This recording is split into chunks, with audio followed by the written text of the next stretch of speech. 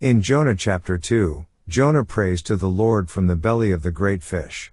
He cries out in distress, acknowledging that God heard him even from the depths of the sea.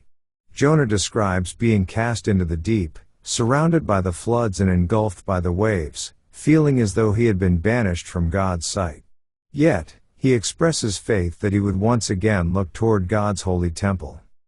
He recounts how the waters compassed him about, even to the soul, with weeds wrapped around his head and the earth closing in. He felt as though he was at the bottom of the mountains, barred in forever. But in his despair, he remembers the Lord, and his prayer comes to God in his holy temple. Jonah recognizes that deliverance comes only from the Lord. He reflects on the futility of those who observe lying vanities, noting that such people forsake their own mercy. In contrast, Jonah promises to sacrifice unto God with the voice of thanksgiving and to pay that which he has vowed. This reveals a heart of repentance and renewed dedication to God's will. The chapter concludes with the Lord speaking to the fish, which then vomits Jonah out upon the dry land. Jonah is now given a second chance to fulfill the mission God had originally given him. This chapter serves as a powerful testimony of God's mercy, Jonah's repentance, and the power of prayer even from the depths of affliction. Let's now read Jonah chapter 2.